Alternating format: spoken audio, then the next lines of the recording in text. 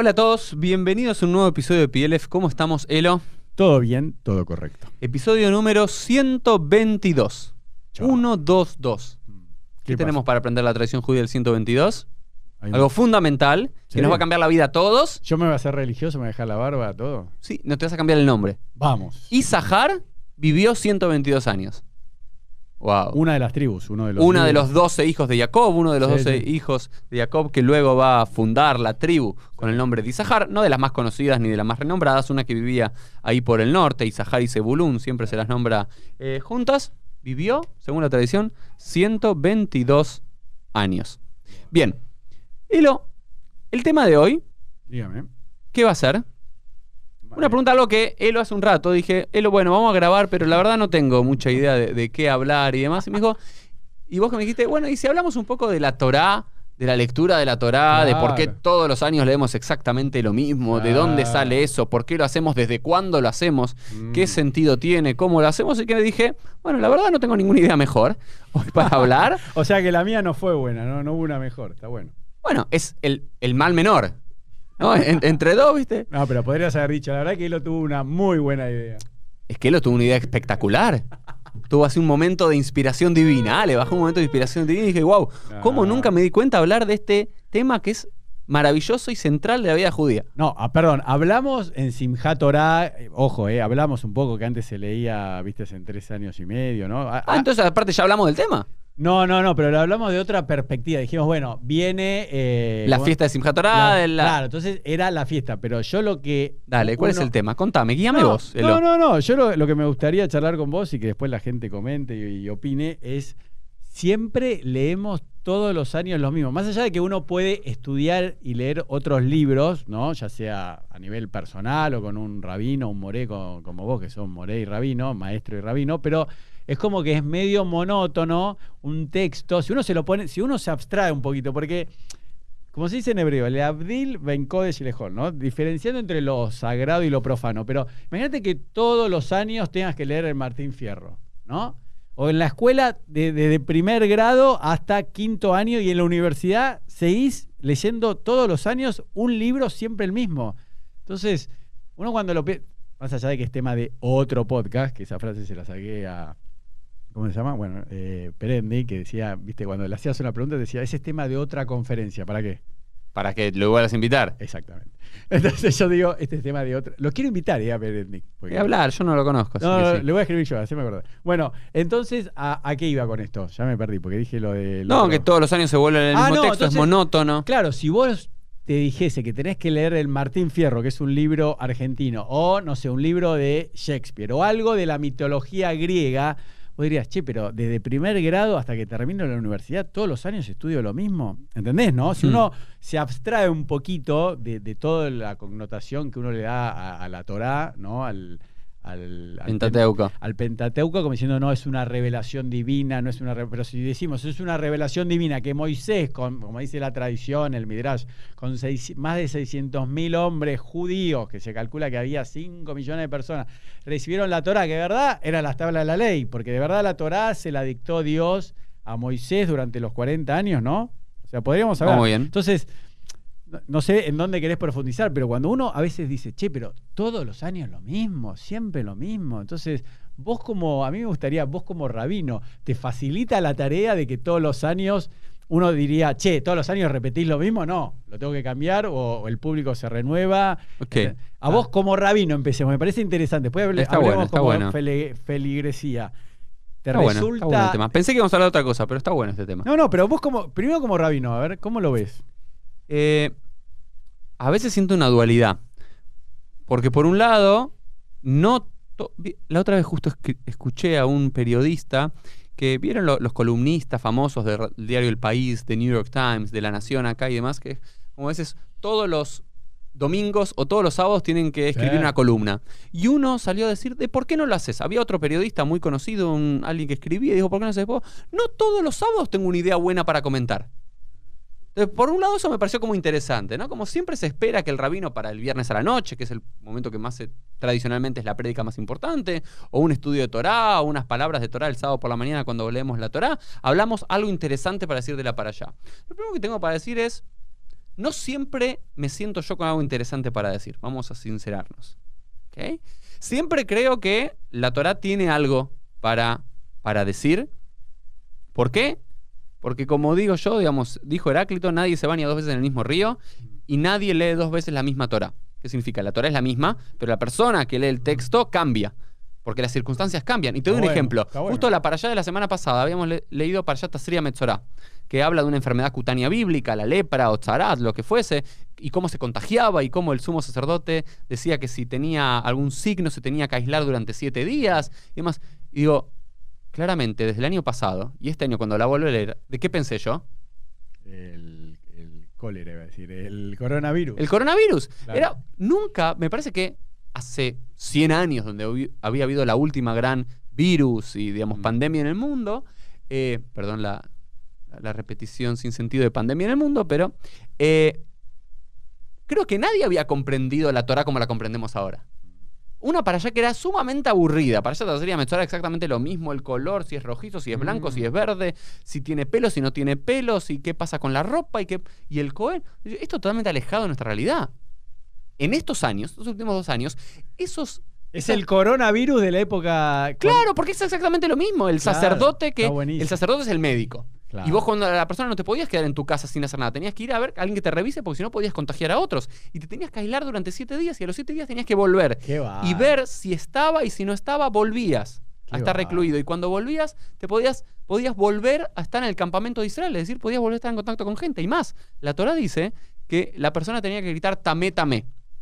Impuro, impuro. Una vez que el sacerdote verificaba que estaba impuro, tenía que volver, tenía que recluirse, no podía. Impuro, impuro.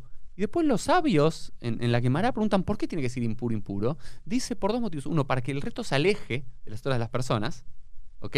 Y evitar que se sigan contagiando. Es decir, en la calle tenía que gritar impuro, impuro para que el resto se corra y no se contagien y para pedir ayuda. Y lo mismo pasa en nuestros días. Cuando una persona de nuestro círculo se contagia, tiene que avisar, estoy impuro. ¿Para qué? Si sos contacto estrecho, pensar qué pasa. Y aparte se decía que pasaba a la ropa. ¿Y cuánto? ¿Te acordás en la obsesión que había a comienzo del año pasado de la ropa? Y también a la casa. Y la casa tiene que ver con el ambiente, ¿no? Con el aire que, digamos, que no circula. Entonces, eso te doy como un ejemplo justo que me preguntabas. Y realmente pensé que íbamos a hablar de otra cosa. Pero está bueno que fluya. Pero está bueno. Está buenísimo. No, pero me gusta eso, cómo lo trajiste, claro, porque había ignorancia, porque, vamos a aclarar, eso no se sabía qué tipo de enfermedad era ni cómo se transmitía. Entonces creían que era una enfermedad. Aclarar un poquito para que se entienda. A ver si vamos bien. Era espiritual. Creían que... No, en el contexto bíblico, en el Tanaj, era una enfermedad cutánea como muchas otras enfermedades en relación a la pureza y la impureza ritual. Luego, en la época de los Jajamim, en la época de los sabios, cuando ya se desconocía el origen y la causa y ya no había Kohanim, no había sacerdotes, la interpretaron como que venía por hacer Motzi Shem Ra, por hablar mal del otro, por hacer la Yonah Ra, por divulgar cosas que no hay que divulgar, por las habladurías, por calumniar. Entonces, como una enfermedad de tinte más espiritual, religioso. Bueno, pero eso pasó hoy en día, Uri. Si en muchas partes del mundo salieron rabinos, curas, imanes a decir que esto era por causa de la homosexualidad, por causa de relaciones sexuales prohibidas. Estamos en la misma. Claro, es impresionante. Bueno, entonces, me parece que por un lado, a ver, Elo, yo pensé que íbamos a hablar de cualquier otra cosa y había preparado en mi cabeza otra cosa que tenía que ver con... No había preparado cómo pasó que terminamos de leer la Torá de la forma que la leemos hoy. Si me permitís, quiero 2 minutos para el que no conoce lo que es la Torá, porque quizás alguien me está escuchando por primera vez y no sabe. Vamos a decir, la Torá es el Pentateuco, los 5 libros de Moisés. Los primeros 5 libros de la Biblia hebrea, del Antiguo Testamento para el mundo cristiano, Génesis, Éxodo, Levítico, Números y Deuteronomio. Eso en algún momento del siglo V, VI antes de la era común se canonizó y empezó a ser la principal fuente de estudio para los judíos. Por eso también nos diferencia a veces un poco con el mundo cristiano. Por ejemplo, vos hablas con un cristiano promedio y estudia mucho más otros libros que nosotros no estudiamos. El libro de Isaías, el libro de Oseas, muchos otros libros proféticos lo saben mucho más de memoria que nosotros. En la currícula judía básica, el libro principal que se estudia, tanto en las escuelas como en las sinagogas a nivel religioso, es la Torá. Eso se empezó a desarrollar en algún momento del siglo V antes de la era común, primero porque eran los primeros libros y aparte los libros de código más de tinte más legal, ¿no? Y ya desde comienzo del siglo I de la era común tenemos constancia de que se leía la Torá todos los Shabbatot. Y después también se empezó a leer los lunes y jueves, Porque era el día del mercado. Día del mercado, día donde se juntaba la gente y más. Entonces lunes, jueves y sábado, por la mañana y por la tarde, se lee la Torá. Después había 2 modelos que lo habíamos hablado en Simchat Torah, de leer la Torá en la tierra de Israel en 3 años y medio. Es decir, estos 5 libros, dividirlos de tal forma que te da 3 años y medio de lectura, y después en Babilonia en 1 año. Es la práctica que seguimos hoy todos los judíos del mundo. ¿Ok? Perfecto. Que más o menos divide en 54 parashot. Bien. Pero ahora que, digo, para que todo el mundo sepa, entonces por eso los judíos hablamos de cuál es la parashá de la semana. La parashá es porción semanal. Entonces, la Torá se dividió en 54 porciones y todos los años leemos exactamente la misma parashá, semana tras semana. A veces leemos 2 juntas o 2 separados, dependiendo las cuestiones. Cada sábado una parashá y así todos los años empezamos y terminamos de leer la Torá. Entonces, uno. Creo que uno de los sentidos principales de la eternidad del pueblo judío y la diferencia del pueblo judío con otras culturas no tiene que ver tanto con diferencia en contenidos o en la moral o en el mensaje, sino en la preservación de una cultura que preservó el estudio y la práctica de aquellos mensajes antiguos. ¿Sí? Si vos agarrás algún libro, ¿okay?, de la Grecia antigua, ¿okay?, hay muchos mensajes, historias incluso, muy parecidas a la Torá o a los mensajes rabínicos. Algunas exactamente iguales. Claro. ¿Sí? Sin embargo, ¿cuál es la diferencia? La cultura griega, por el motivo que fuese, no generó una cultura viva que se mantenga después de 2200, 2300, 2500 años, que siga manteniendo la lectura.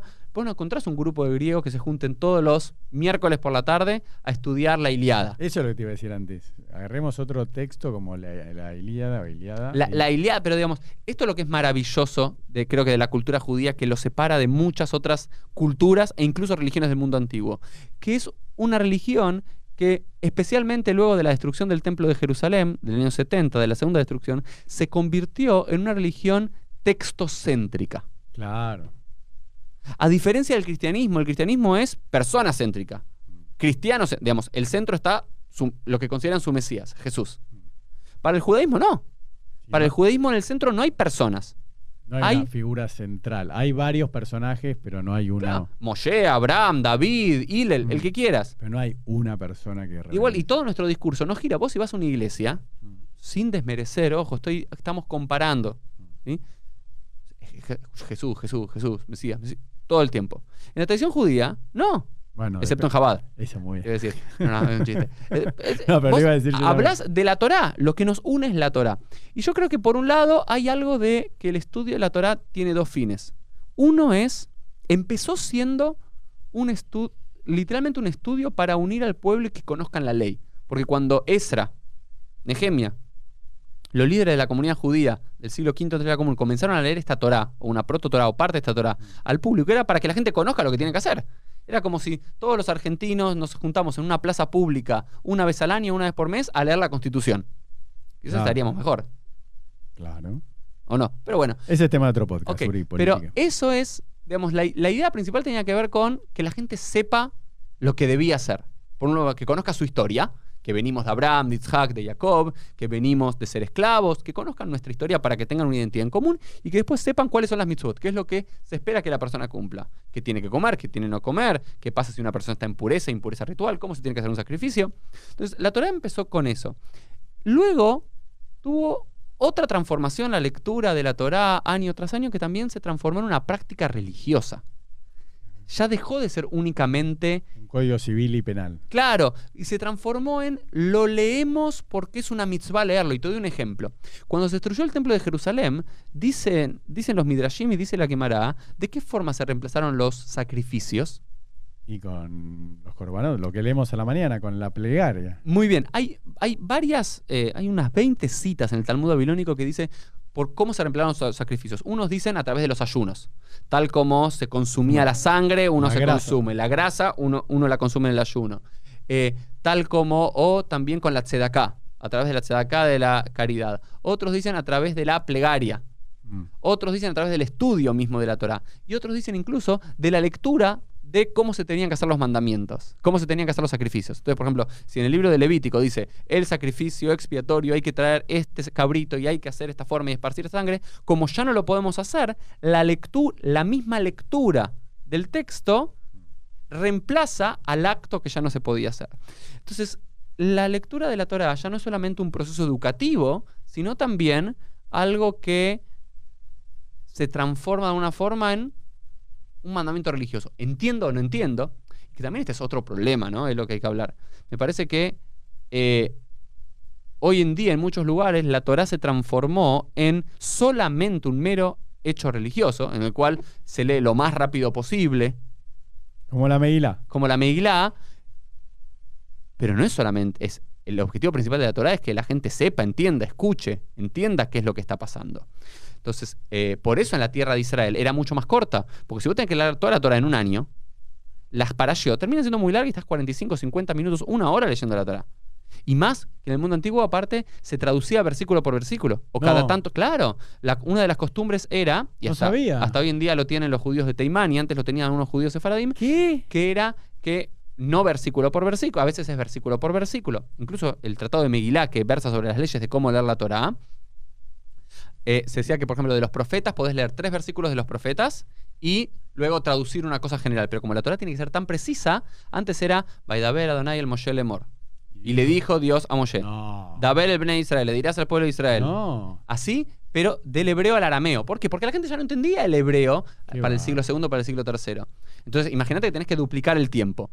Por eso en la tierra de Israel hacían porciones mucho más cortas, que no se llama para allá, se llama sidra, que duraba unos 15, 20 minutos máximo, y después el rabino hacía una prédica sobre eso. Bueno, porque eso lo hablamos con vos, no sé si acá en el podcast o fuera, que pasa lo mismo con el ser de Pesaj. ¿Te acordás que? No, pero hablamos fuera de cámara, que yo decía, la gente está apurada, quiere comer rápido. Vos me decías, no, bueno, hay una trampita que hagan esto al principio. Y que después, de verdad, en la noche de Pascua, de Pesaj, hay que hablar sobre el Éxodo, pero con ganas, contar, leer, alguien que diga algo que leyó, ¿no? Pero ¿qué se hace? ¿Se lee Sí, solamente como porque quedó la idea de la lectura como un mandamiento religioso. Claro, y que todos se callen, ¿viste? Cuando escuchás ¿cómo se llama? Iba a decir la Megilá, cuando escuchás lo que se lee en Pesaj. La Gadá. La Gadá. Y lo mismo con la lectura de la Torá, están reciendo súper rápido, que uno hasta se pierde con el dedo en hebreo.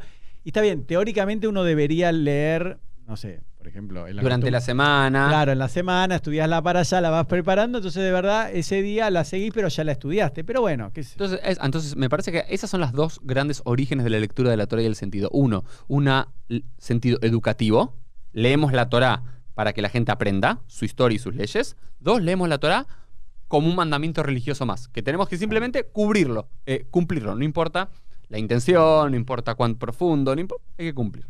Yo creo que debería ser un buen análisis entre los dos. Y en relación, lo estoy pensando nuevamente en la pregunta que me hacías, porque es una buena pregunta, es si me es fácil como rabino o complejo como rabino todos los años leer lo mismo. Yo te digo, por un lado, hay algo que me parece fabuloso, es que hay, digamos, la Torá, no sé, yo tengo hoy 31 años. Desde los 16 años por lo menos, que leo la Torá, todos los años exactamente la misma Torá. Perdón, ¿en el templo la lees vos o hay una persona que la lee?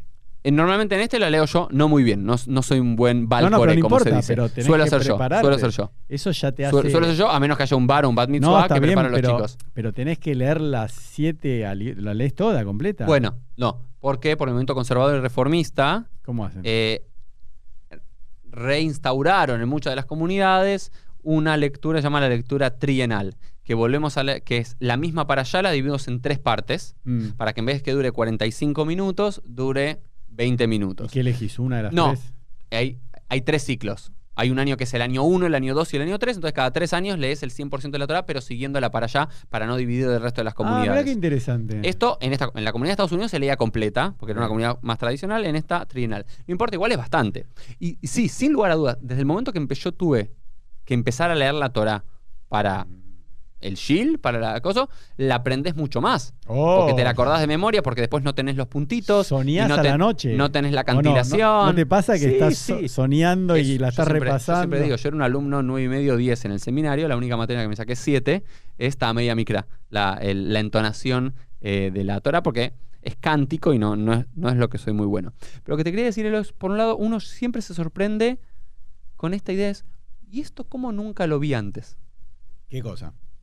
Un versículo, una idea, sí. Por un lado digo, pero yo lo vengo leyendo hace 15 años. ¿Quién me sumó un nuevo versículo ahora? ¿No? ¿Qué es esto que antes no lo había visto? O que no había prestado atención. Eso por un lado, siempre hay algo.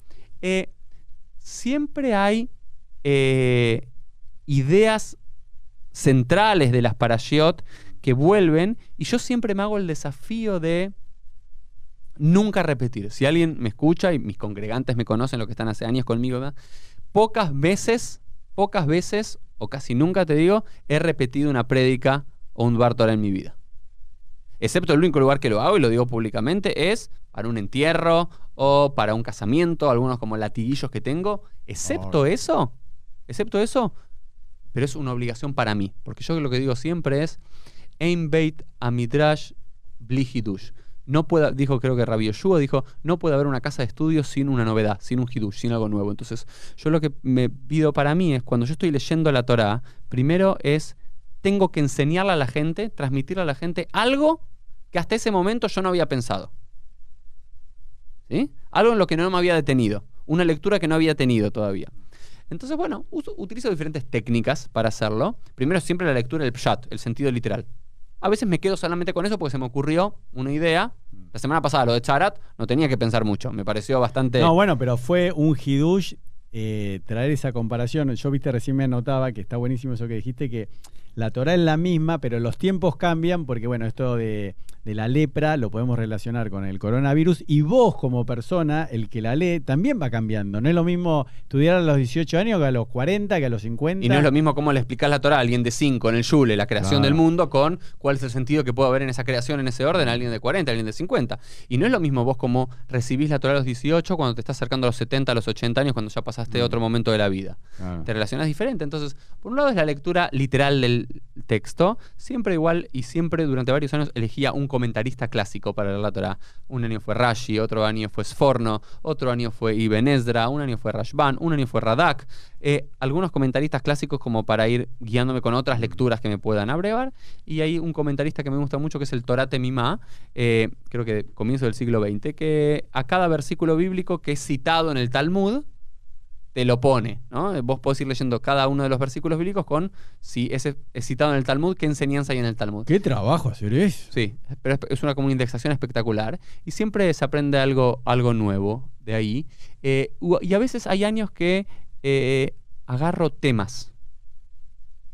Y lo vas desarrollando durante el año. Ideas que tengo en mi cabeza, digo, este año quiero que sea el tema de todas mis prédicas, o del mensajito Torah que mando a la mañana de los viernes, o de la prédica del viernes por la noche, o lo que fue, algún escrito sobre un tema.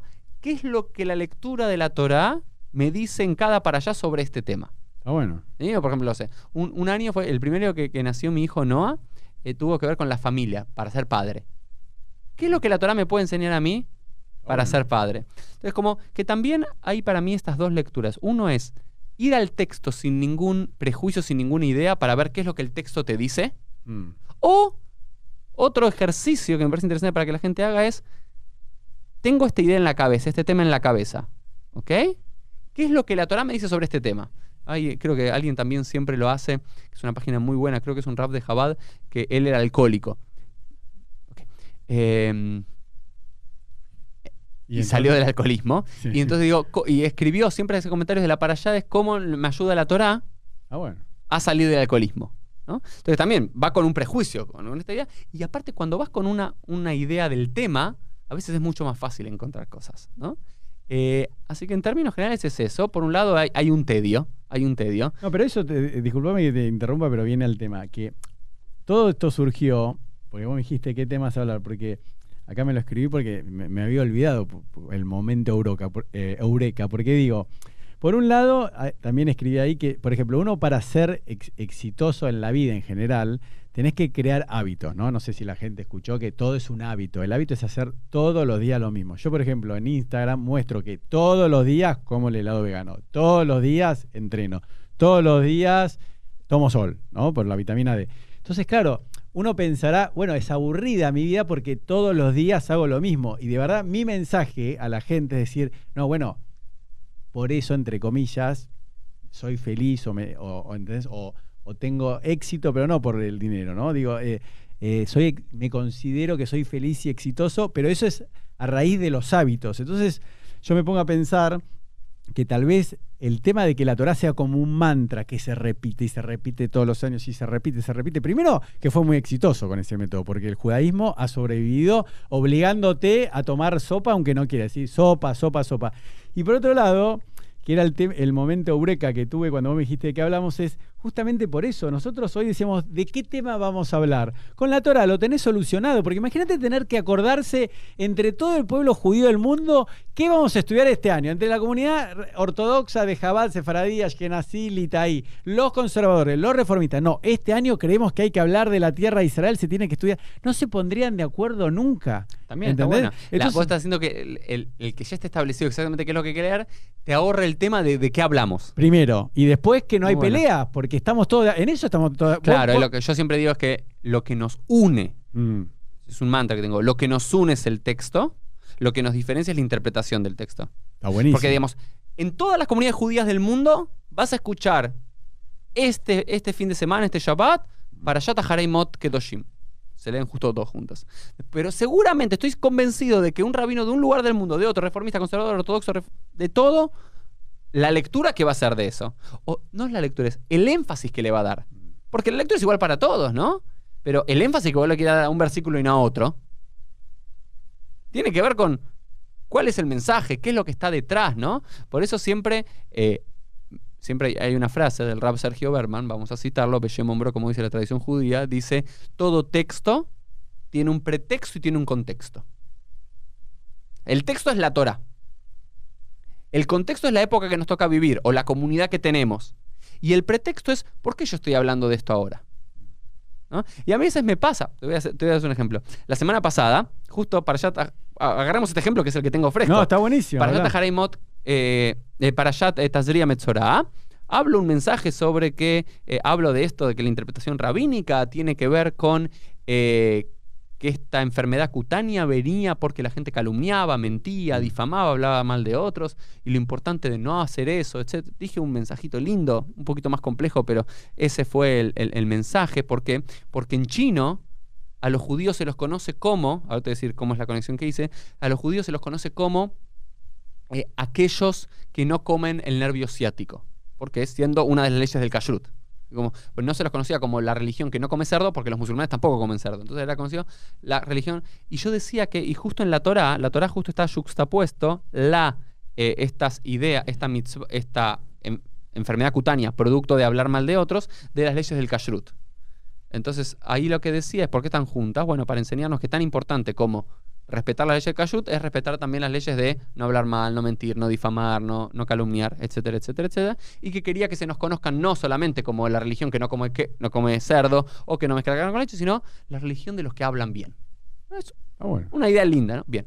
Pero él me dijo, después me mandó un mensaje, me dijo, pero Uri, si vos a veces... ¿Quién te mandó un mensaje? Alguien de la comunidad. Alguien, ¿no? Digo, si muchas veces, Uri, yo te escucho a vos puteando en Twitter. Te escucho a vos insultando. Incluso te escuché a veces difamando a otros y hablando mal de otros y, viste, trayendo habladurías de un lado y por otro haciendo la yonarra. ¿Por qué hablas de esto? Y ahí dije, no me lo tomé mal, lo primero. Dije, es verdad. Pero lo que vine a decir es lo siguiente. Dije, yo generalmente, y realmente es un ejercicio que hago a conciencia, yo cuando agarro un tema de la Torá para trabajar, no es porque yo crea que lo tenga superado yo y vengo yo desde arriba como rabino a decirle, bueno, hay que hacer esto, sino que le digo, es también el tema que yo tengo que trabajar. Es lo que a mí me está pasando, lo que la Torá se me tiene que hablar a mí primero para antes que te hable a vos. Yo nunca le voy a decir a otra persona algo que la Torá no me está hablando a mí. Y no me ayuda a mí a intentar ser mejor persona, aunque el camino que tenga que recorrer todavía sea largo, ¿no? Entonces, esa es como la primera idea. Siempre busco un tema nuevo, nunca repito, siempre veo que hay un hidush, una novedad en mi lectura. Y esto también implica un gran ejercicio de leer la Torá, leer los comentaristas clásicos, leer comentaristas modernos. Leer también, muchas veces lo que me pasa es que estoy leyendo un libro de cualquier tema, de filosofía, de historia, Y lo metés esa semana. Y claro, digo, wow, justo está hablando de este tema y la parashá es esta, lo conecto por esto. ¿Sí?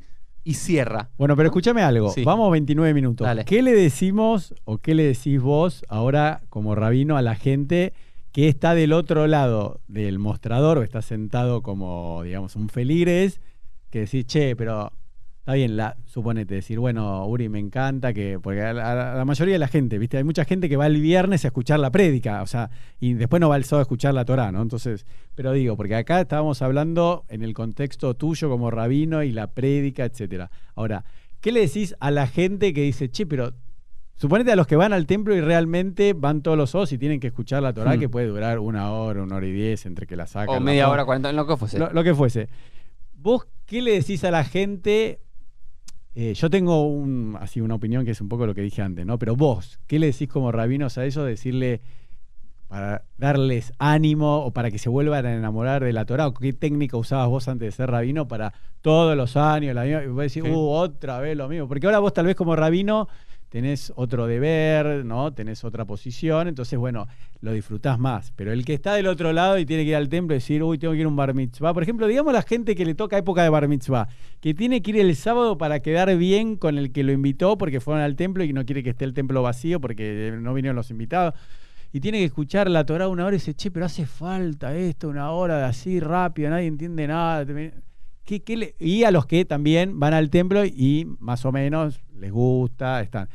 ¿Cómo lo ves como feligres ahora? Me hiciste acordar de un relato hasídico. Dígalo.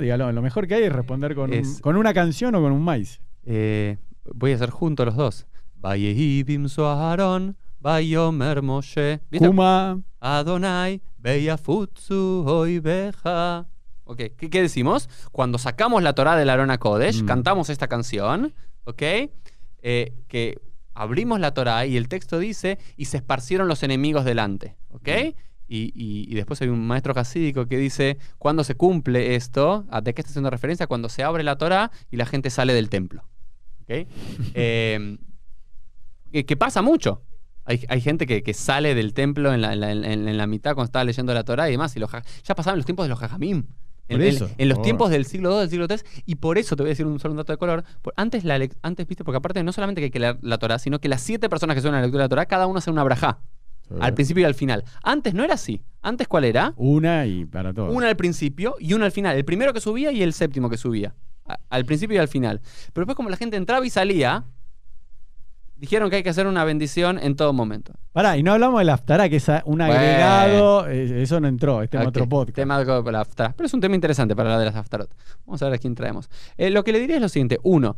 Dale, y con eso ya nos vamos. Siempre busquen el Humash. Busquen el libro. Digamos, no sé, porque hay muchos que vienen al templo y se quedan con el Sidur nada más. Y están 40 minutos, la verdad, te la regalo estar ahí. Agarra el libro. Primero porque es interesante, realmente es interesante. Más para el que no va siempre al templo. Más porque aprende cosas nuevas. O lo tomas como un libro arqueológico de ver qué hacía este pueblo llamado los hebreos hace 3000 años, qué cosas raras hacían, qué historias contaban. O lo tomás como un desafío, ¿qué me puede enseñar esto a mí? Entonces lo primero es seguir la lectura. 2, le digo a los rabinos que hagan lo que hago yo. Antes de cada una de las aliot, hago una pregunta. Hago una pregunta que la respuesta va a estar en la aliyá. Eso lo empecé a hacer en Estados Unidos. ¿Sí? ¿Qué decís? A ver. Hago una pregunta. ¿Cómo es?